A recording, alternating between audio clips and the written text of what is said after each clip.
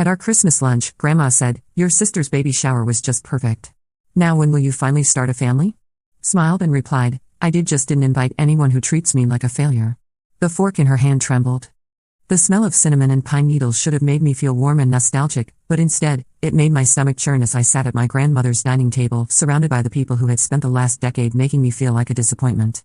The Christmas china gleamed under the chandelier, each piece perfectly placed, just like everything else in Grandma Helen's house. Just like everything else in our family, where appearances mattered more than truth.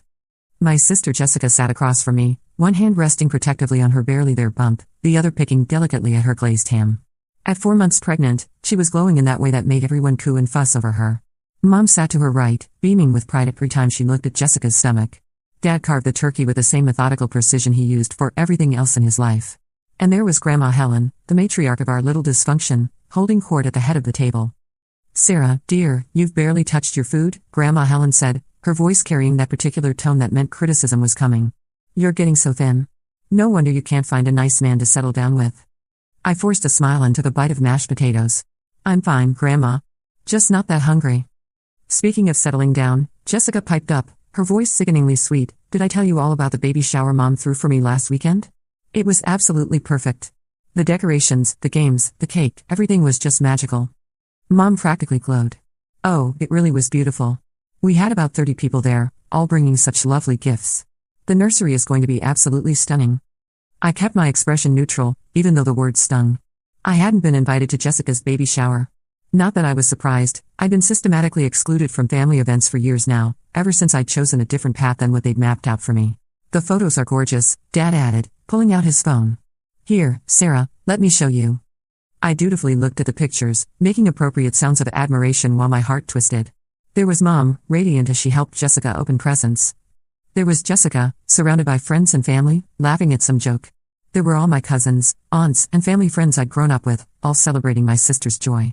I'd only found out about the shower through my cousin Lisa's Instagram story the day after it happened, a casual post of her and Jessica laughing over baby gifts that felt like a punch to the gut. And there was the empty space where I should have been. "It's beautiful," I said, handing the phone back. "Looks like everyone had a wonderful time." "Oh, they did," Jessica said, her hand moving to her belly again. "Everyone was so excited about the baby. Aunt Margaret said it's about time someone in our generation started contributing to the family legacy." The dig was subtle but clear. At 32, I was the family failure, unmarried, childless, living in a small apartment in the city while working as a freelance graphic designer. I wasn't a lawyer like Jessica, wasn't married to a successful businessman like Jessica, and clearly wasn't contributing to the precious family legacy like Jessica.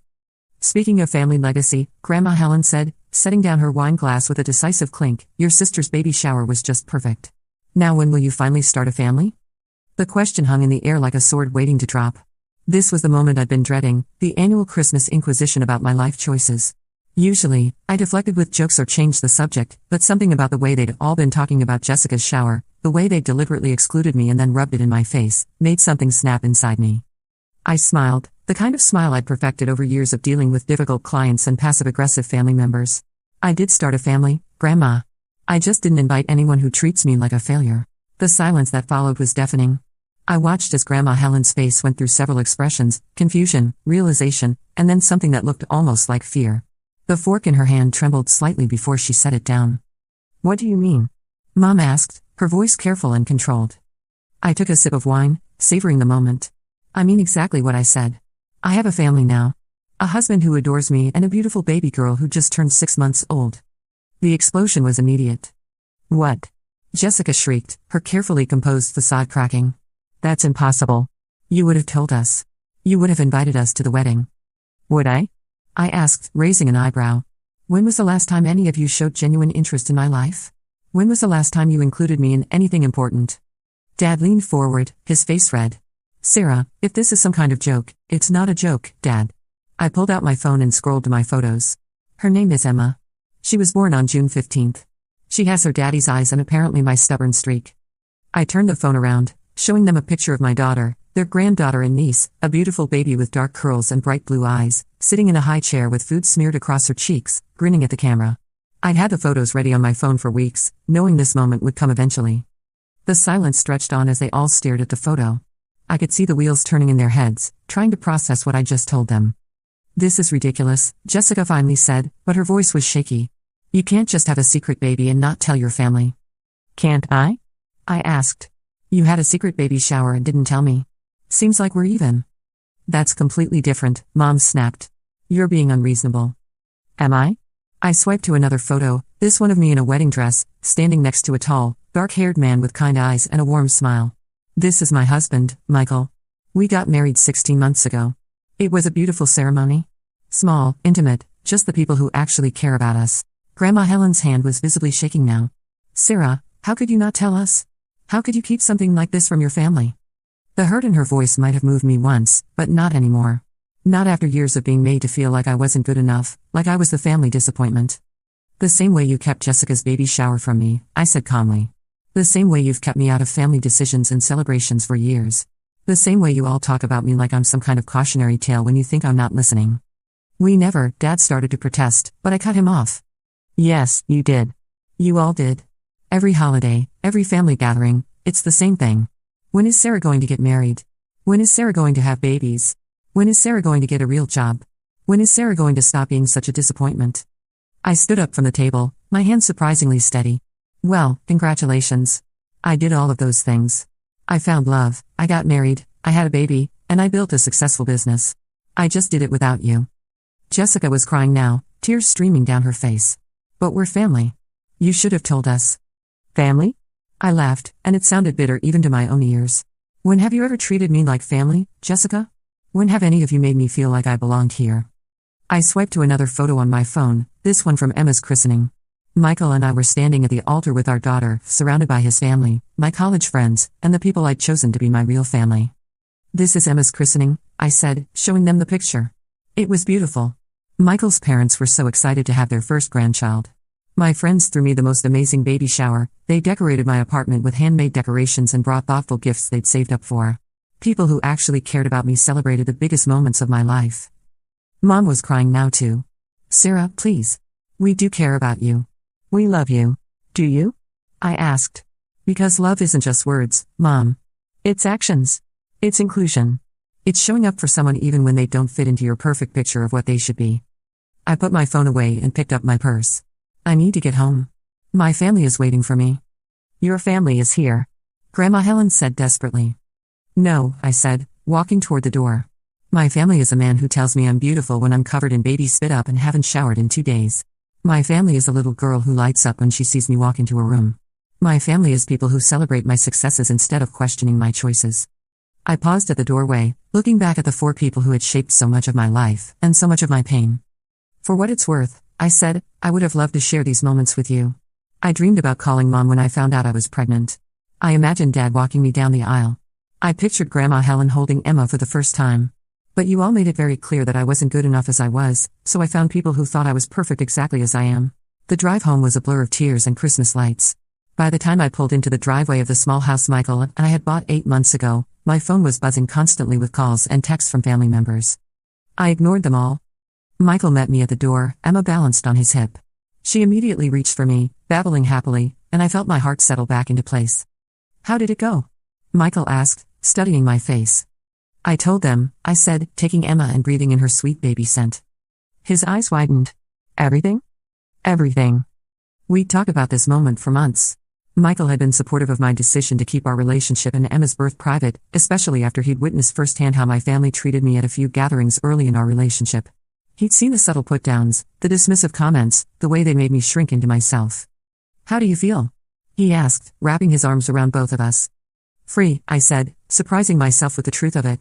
For the first time in years, I feel free. That evening, while Emma napped, I finally looked at my phone. 17 missed calls, 43 text messages, and even a few voicemails. Most were from Mom and Jessica, ranging from angry to desperate to pleading. There were a few from Dad, shorter and more controlled but equally confused. Even some of my aunts and cousins had somehow gotten word and were reaching out. The first few messages were exactly what I'd expected. Jessica's initial text was pure fury. How dare you embarrass us like that? How could you be so selfish and vindictive? We're your family. But as I scrolled through, I could see the progression of emotions playing out in real time. Her anger gave way to hurt, then desperation, then something that almost looked like self-reflection. Mom's messages were more calculated, as always.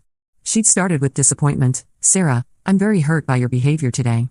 This was not the time or place for such an announcement. Then moved to guilt. Your grandmother is beside herself. She's been crying all evening. How could you do this to an elderly woman who loves you? And finally to bargaining, please call me back. We need to discuss this like adults. Surely we can work this out. Dad's texts were shorter but somehow more painful in their confusion. Don't understand why you felt you couldn't tell us. We would have been happy for you. That one almost broke me, because I could hear the genuine bewilderment in his voice, the way he truly didn't understand how their constant criticism and exclusion had pushed me away. But it was Grandma Helen's voicemail that made me pause. Sarah, dear, her voice was smaller than I'd ever heard it. I've been thinking about what you said today, and I think maybe you're right. I think maybe we haven't been fair to you. I think maybe I haven't been fair to you. Please call me back. I'd very much like to meet my great-granddaughter. I saved the voicemail but didn't call back. Not yet. Michael found me sitting on our couch at midnight, still scrolling through messages, Emma finally asleep in her crib upstairs. Still processing? He asked gently, settling beside me. They're acting like I'm the villain, I said, showing him some of the more accusatory texts. Like I'm the one who broke the family apart.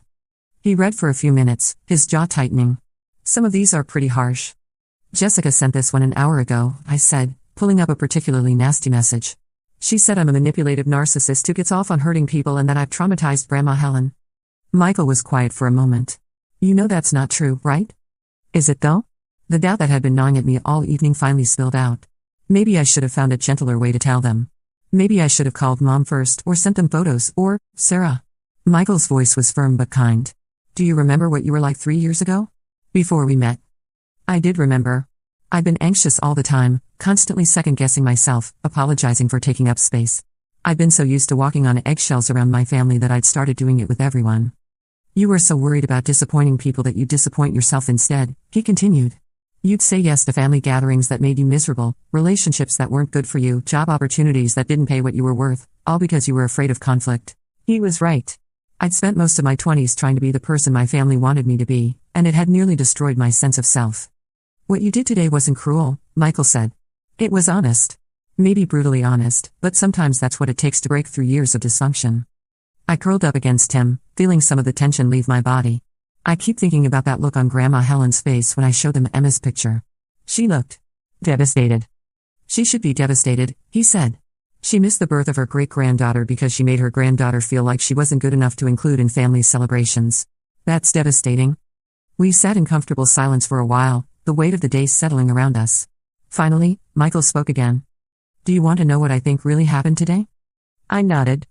I think your family has been living in a fantasy where their behavior toward you was normal, where their criticism was helpful, where excluding you from things was somehow justified. Today, you held up a mirror and showed them the reality of what they'd been doing. That's why they're so angry, not because you kept secrets, but because you forced them to confront their own actions. His words resonated with something deep in my chest, a validation I didn't know I'd been craving. The question now, he continued, is what you want to do going forward. Because you get to decide, Sarah. You get to set the terms. Over the next few days, I thought a lot about Michael's words. The messages kept coming, but they started to change in tone. The anger and accusations gave way to confusion and hurt, and then, slowly, to something that looked almost like accountability. It was Jessica who surprised me first. 3 days after Christmas, I received a long email from her that was completely different from her initial angry texts. Sarah, it began, I've been thinking about what you said at Christmas, and I need to apologize. Not just for how I reacted that day, but for how I've treated you for years.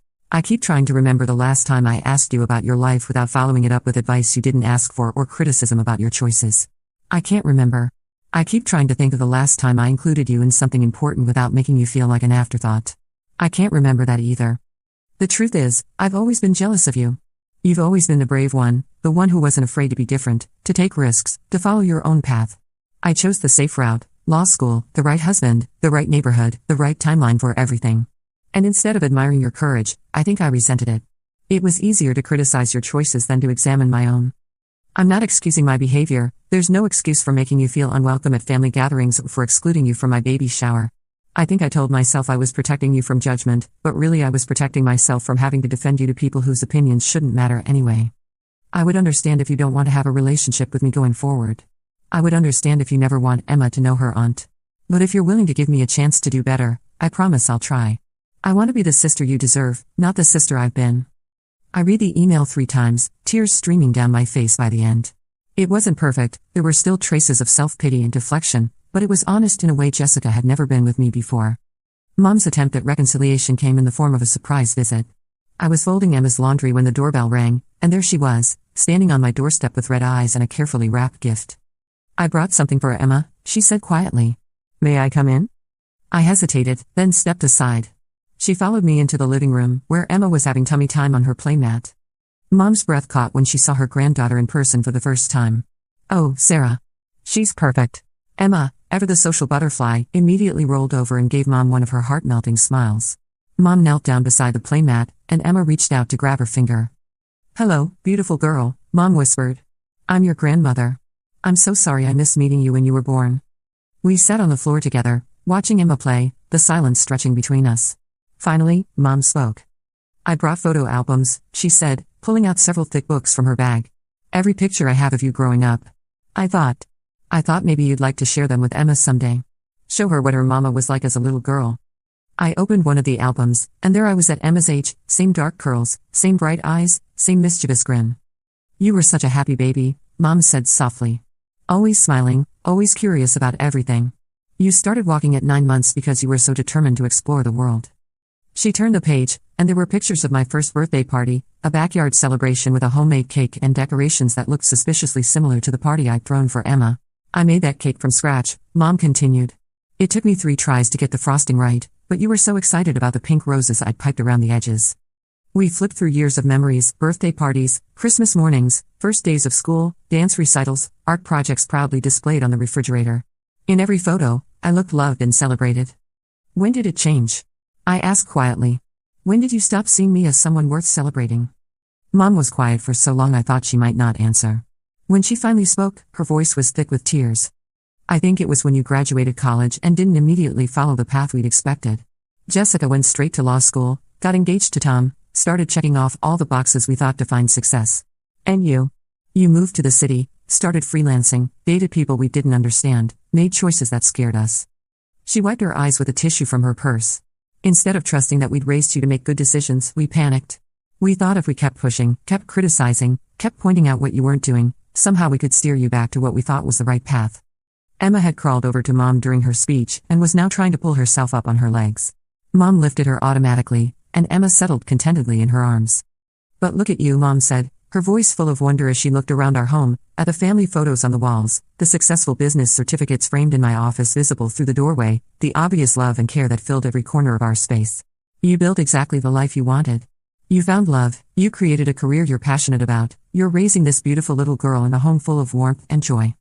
She looked at me directly for the first time since she'd arrived. "We weren't protecting you from making mistakes, Sarah. We were trying to protect ourselves from the fear that maybe we didn't know what was best for you after all." It wasn't a complete apology, there were still defensive moments, still traces of the need to justify their behavior. But it was more honest than any conversation we'd had in years. "I can't undo the hurt we've caused," Mom continued. "I can't go back and invite you to Jessica's baby shower or support your decisions or celebrate your successes the way I should have. But if you'll let me, I'd like to try to do better going forward." Emma chose that moment to reach up and grab Mom's necklace, babbling happily. Mom laughed, and for a moment, she looked like the mother from those old photo albums, relaxed and joyful and completely enchanted by her child. "She's going to be such a heartbreaker," Mom said. "Just like her mama." The comment should have felt patronizing, but somehow it didn't.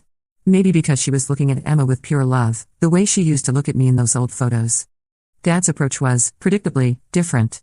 He showed up the next weekend with a toolbox and a determined expression. "Noticed your front step is a little wobbly," he said without preamble. "Mind if I fix it?" It was such a dad move, expressing emotion through action rather than words. I watched from the kitchen window as he worked, Emma napping peacefully in her bouncy seat beside him on the porch. Michael had gone to run errands, so it was just the 3 of us. When he finished with the step, he moved on to the squeaky gate, then the loose doorknob on the back door, then a dozen other small repairs I hadn't even noticed needed doing. It was his way of taking care of us, of showing he cared even when he couldn't find the words.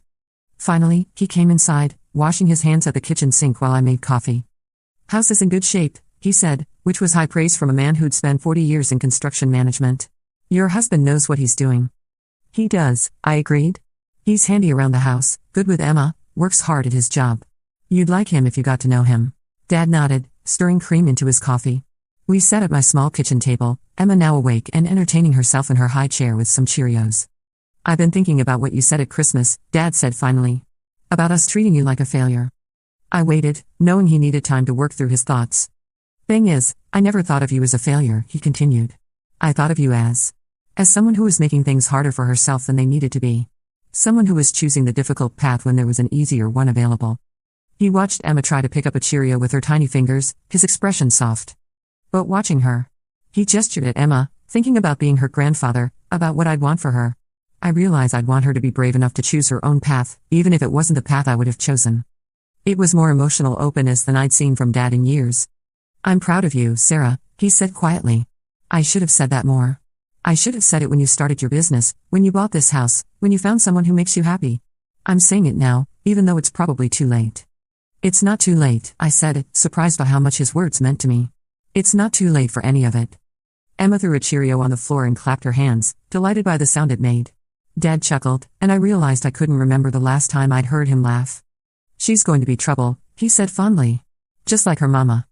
But unlike Mom's comment, this one felt purely affectionate, the way a grandfather should talk about his granddaughter's spirit. The most surprising response came from people I hadn't expected to hear from at all.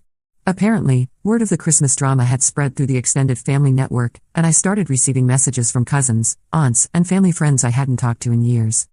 But these weren't messages of condemnation, they were messages of support. My cousin Rachel, who lived across the country and who I barely saw anymore, sent me a long text, just heard about what happened at Christmas. Good for you for standing up for yourself. I've been wanting to tell Aunt Helen what I think of her constant comments about my weight for 20 years. My Aunt Susan, Mom's sister, called me directly. Your mother told me what happened, she said. I wanted you to know that I think you were incredibly brave. I also wanted you to know that I never agreed with the way you've been treated at family gatherings. I should have spoken up more. Even Mrs. Patterson, our elderly neighbor from my childhood, somehow got my number and called to tell me she'd always admired my independence and thought my family was too hard on me. It was like my confrontation at Christmas had given other people permission to acknowledge what they'd been seeing all along, that my family's treatment of me hadn't been normal or helpful or kind. The most touching message came from my college roommate, Jenny, who I'd stayed close with over the years. Saw the pictures you posted of Emma, she texted. She's absolutely beautiful.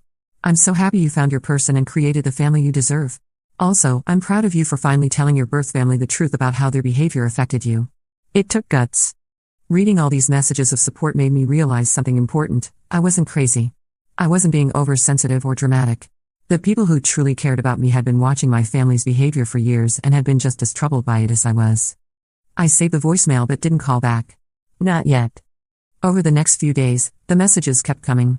Jessica left tearful voicemails apologizing and begging me to bring Emma to meet her. Mom sent long texts explaining how they'd thought they were being helpful by pushing me to settle down. Dad, true to form, sent shorter messages asking practical questions about when the wedding was and whether I needed anything. But it was the message from my cousin Lisa that surprised me most. Sarah, I heard what happened at Christmas. I just wanted you to know that I've always admired you for doing your own thing. I wish I had your courage. I'm getting divorced, have been separated for 6 months but haven't told the family yet because I know how they'll react. Maybe we could grab coffee sometime? I'd love to meet Emma. That message made me realize that maybe I wasn't the only one who'd been feeling like an outsider in our family.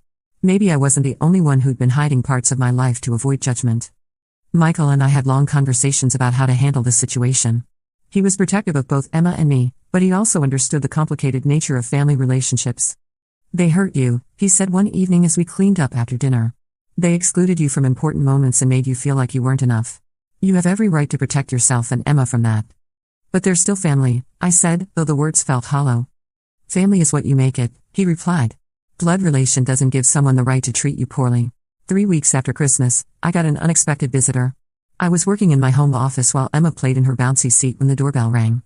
Through the peephole, I saw Grandma Helen standing on my porch, looking smaller and frailer than I remembered. I hesitated for a long moment before opening the door. Hello, dear, she said quietly. I know I should have called first, but I was afraid you wouldn't want to see me.